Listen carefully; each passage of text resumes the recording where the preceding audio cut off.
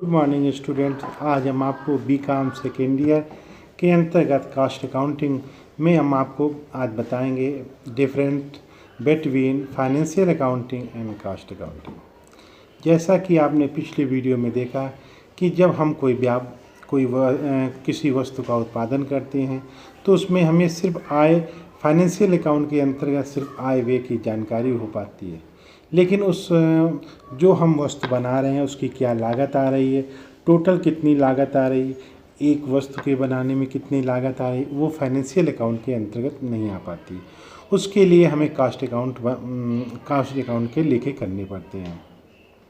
तो cast account के लेखे जब हम करते हैं तो उसमें हमें मालूम होता है कि जब हम कोई वस्तु उत्पादन करते हैं तो उसके किसी वस्तु के बनाने में उसकी टोटल लागत कितनी आ रही है, या अगर हम एक वस्तु बना रहे हैं तो उसकी लागत कितनी आ रही है। तो आज हम आपको इसमें लागत लेखांकन और वित्तीय लेखांकन में अंतर करना आज हम आपको बताएंगे। किस तरह लागत लेखांकन होता है और किस तरह वित्तीय लेखांकन होता है, इनमें क्या अंतर है वो मैं आपको इस वीडियो के माध्यम से बताने जा रहा हूँ।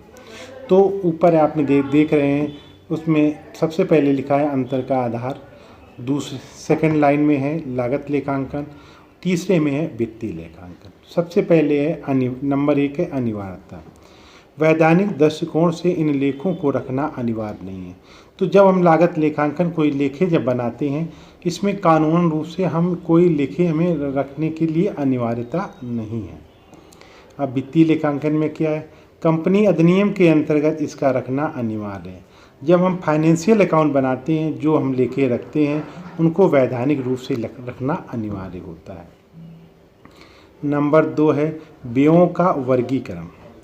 लागत लेखांकन में क्या है, इसके अंतर्गत विभिन्न प्रकार के व्ययों का विस्तृत वर्गीकरण करके प्रति इकाई लागत में उनके भाग की गणना की जाती है। जब हम कोई वस्तु बनाते हैं, टोटल हमने कितनी वस्तु बनाई है, अगर एक इकाई अगर हमें जानकारी करनी है, टोटल में हम एक इकाई की अगर डिफरेंस का भाग दे देंगे तो हमें एक इकाई की लागत जानकारी हो जाती है। अब वित्तीय लेखांकन में क्या है, इसके अंतर्गत केवल प्रत्यक्ष व अप्रत्यक्ष व्यय देखे जाते हैं, यानी कि डायरेक्ट खर्चे देखे जाते हैं व अडायरेक्ट खर्चे देखे जाते हैं, ताकि सकल लाभ या शुद्ध लाभ की गणना की जाए। जो हमारा नेट प्रॉफिट है तो उसके अंतर्गत हम उसकी जानकारी प्राप्त करते हैं। नंबर 3 है नियंत्रण। इसके अंतर्गत सामग्री के नियंत्रण पर विशेष ध्यान दिया जाता है। जो इसके अंतर्गत जो हमारी है कॉस्ट अकाउंटिंग के अंतर्गत हमें सामग्री के नियंत्रण पर ध्यान देते हैं। कभी कभी ऐसा होता है जब हम बाज़ार में अपनी वस्तु को बाज़ार में हम बेचने का प्रयास करता है, तो उस समय जो बाज़ार में वस्तुएं चल रही होती हैं, हमारा मूल्य उनसे कहीं ज़्यादा होता है।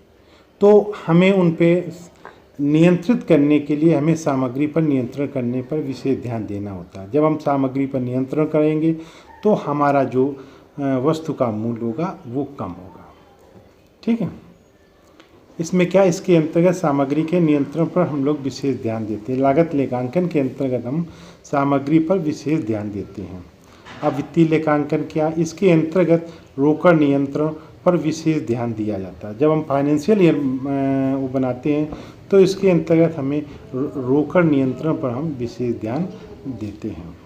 नंबर 4 है प्रयोग के क्षेत्र। यह केवल निर्माण व्यवसाय के लिए प्रयुक्त होता है। जो ये कास्ट अकाउंट है, जहाँ हम कोई प्रोडक्शन करते हैं या कोई लागत का वो बनाते हैं, उसके लिए हम इसको प्रयोग करते हैं। यह सभी प्रकार के व्यवसाय के लिए प्रयोग होता है। जो वित्तीय लेखांकन है वो सभी प्रकार के लिए व्यवसाय के लिए प्रयोग किया जाता है। नंबर 5 है लाभ हानि का ज्ञान। इसमें कुल लाभ व हानि व प्रति इकाई लाभ हानि का ज्ञान होता है। इसमें क्या होता है, तो हम लाभ हानि का भी ज्ञान कर लेते हैं और प्रति इकाई लाभ हानि का भी हमें ज्ञान हो जाता है। यानी कि हम एक इकाई बना रहे हैं तो उसमें कितना मुझे प्रॉफिट हो रहा है, हम टोटल इकाई जो बना रहे हैं तो उसमें हमें कितना प्रॉफिट हो रहा है, वो हमें लागत लेखांकन के माध्यम से जानकारी हो जाती है। अब वित्तीय लेखांकन में क्या है, इसमें केवल कुल लाभ हानि ज्ञात होता है। इसमें टोटल हम फाइनेंशियल अकाउंट के अंतर्गत हमें केवल कुल लाभ, टोटल लाभ, प्रॉफिट एंड लॉस का ज्ञान प्राप्त होता है। नंबर 6 व्ययों के वर्गीकरण, व्ययों के स्वरूप। इसमें इसके व्यय अनुमानित होते हैं, जो ये कास्ट अकाउंटिंग होते हैं इसके व्यय जो अनुमानित होते हैं। अब वित्तीय लेखांकन में क्या है, इसके व्यय केवल वास्तविक होते हैं। जो वित्तीय लेखांकन होते हैं इसमें केवल व्यय अनुमानित होते हैं, और लागत लेखांकन में हम अनुमानित होते हैं, और वित्तीय लेखांकन में वास्तविक व्यय होते हैं। नंबर 7 है निविदा मूल्य का निर्धारण। इसमें निविदा मूल्य का निर्धारण आसानी से किया जाता है। जब हम कोई वस्तु को निविदा आमंत्रित करते हैं, टेंडर डालते हैं, तो बड़ी हम आसानी से इसका मूल्य का निर्धारण कर सकते हैं। अब वित्तीय लेखांकन के में क्या है, इसके अंतर्गत निविदा मूल्य का निर्धारण संभव नहीं हो रहा। जब हम फाइनेंशियल अकाउंट बनाते हैं उसमें सिर्फ हम ट्रेडिंग अकाउंट बनाते हैं, प्रॉफिट एंड लॉस अकाउंट बनाते हैं, बैलेंस शीट बनाते हैं, तो उसमें हमें सिर्फ आय व्यय की स्थिति के विषय में जानकारी हो पाती है, और टेंडर प्राइस के विषय में उसमें कोई भी हमको जानकारी नहीं हो पाती है। तो इसमें क्या होता है, वित्तीय लेखांकन में क्या होता है, इसके अंतर्गत केवल निविदा मूल्य का निर्धारण संभव नहीं होता है। नंबर 8 है आकस्मिक व्यय हानि व लाभ हानि लेखा। इसमें आकस्मिक व्ययों, हानियों तथा लाभों को ध्यान नहीं दिया जाता है, जैसे अग्नि से हानि, सट्टे से हानि आदि। तो इसमें जो आकस्मिक हानियाँ होते हैं उनमें कास्ट अकाउंट के अंतर्गत उसको हम ध्यान नहीं देते हैं। अब वित्तीय लेखांकन के अंतर्गत क्या है, इसमें सभी प्रकार के व्ययों व हानियों एवं लाभों का लेखा किया जाता है। वित्तीय लेखांकन के अंतर्गत जो होता है इसमें सभी व्यय, हानि, सभी प्रकार का लेखा किया जाता है। अंकेक्षण, ठीक है, लागत लेखांकन में अंकेक्षण की आवश्यकता नहीं होती। जो लागत लेखांकन होता है उसमें अंकेक्षण की आवश्यकता नहीं होती है। वित्तीय लेखांकन में क्या है, कंपनी की दशा में इसका अंकेक्षण अनिवार्य है। अगर हम वित्तीय लेखांकन बना रहे हैं तो कंपनी की दशा में इसका लेखांकन करना अनिवार्य है। नंबर 10 है संबंधित व्यक्तियों की योग्यता। ये लेखे ICWA परीक्षा उत्तीर्ण व्यक्तियों द्वारा रखे जाते हैं। जो ICWA हैं, जो उत्तीर्ण जो व्यक्ति हैं, वो इस लागत लेखांकन को वो अपने पास इस कार्य को कर सकते हैं। अब वित्तीय लेखांकन में क्या है, ये लेखे CA परीक्षा उत्तीर्ण व्यक्तियों द्वारा रखे जाते हैं। जो चार्टर्ड अकाउंटेंट हैं वो जो है बैलेंस शीट को वो इसको चेक करते हैं, वो इसको बनाते हैं, वो अपने पास इसको रखते हैं।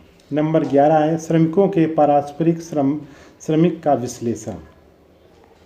तो इसके अंतर्गत इसमें श्रमिकों के पारस्परिक व विश्लेषण किया जाता है।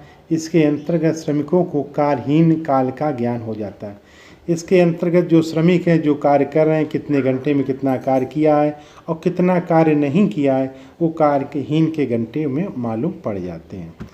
अब वित्तीय लेखांकन के अंतर्गत क्या है, इसमें श्रमिकों के पारिश्रमिक का विश्लेषण नहीं हो पाता है और न ही कार्यहीन समय का ज्ञान हो पाता है। इस नंबर 12 स्थिति। ये लेखे वित्तीय लेखों के सहायता या पूरक हैं। ये जो लेखे होते हैं वित्तीय लेखक एवं उनके सहायक पूरक होते हैं। वित्तीय लेखांकन के अंतर्गत क्या होते हैं, ये लेखे व्यवसाय के प्रधान लेखे के होते हैं। जो ये वित्तीय लेखे होते हैं ये व्यवसाय के प्रधान लेखे होते हैं। नंबर लास्ट है आंतरिक एवं बाह्य क्षेत्र का संबंध।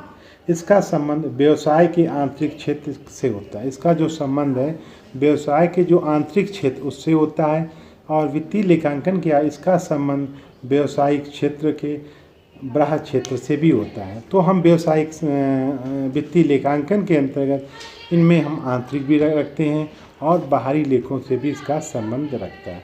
तो इस तरह आपने देखा कि लागत लेखांकन और वित्तीय लेखांकन में दोनों अंतर हैं। वित्तीय लेखांकन हमें सिर्फ आय व्यय की जानकारी उपलब्ध कराता है कि जब हम कोई व्यापार करते हैं तो उस व्यापार में किसी एक वित्तीय वर्ष में जो हम व्यापार कर रहे हैं उसमें हमें कितना प्रॉफिट हो रहा है या लॉस हो रहा है। लागत लेखांकन में हमें इस बात की जानकारी होती है कि जो हम वस्तु बना रहे हैं तो टोटल उसकी कास्ट कितनी आ रही है, या प्रति यूनिट या प्रति इकाई लागत उसकी कास्ट कितनी आ रही है। अगर बाज़ार में उससे संबंध जो वस्तु चल रही है, जो हमारी बाज़ार में वस्तु का मूल्य अधिक है, तो उस पर हम मूल्य नियंत्रण का भी प्रयास करते हैं। ये कास्ट अकाउंट के अंतर्गत आता है। तो इस तरह आपने देखा कि वित्तीय लेखांकन में किस तरह वो होता है और लागत लेखांकन में किस तरह डिफरेंस में इन दोनों के अंतर्गत आज हमने इस वीडियो के माध्यम से लागत लेखांकन और वित्तीय लेखांकन में क्या डिफरेंस है, इस वीडियो के माध्यम से मैंने आज आपको बताने का प्रयास किया है।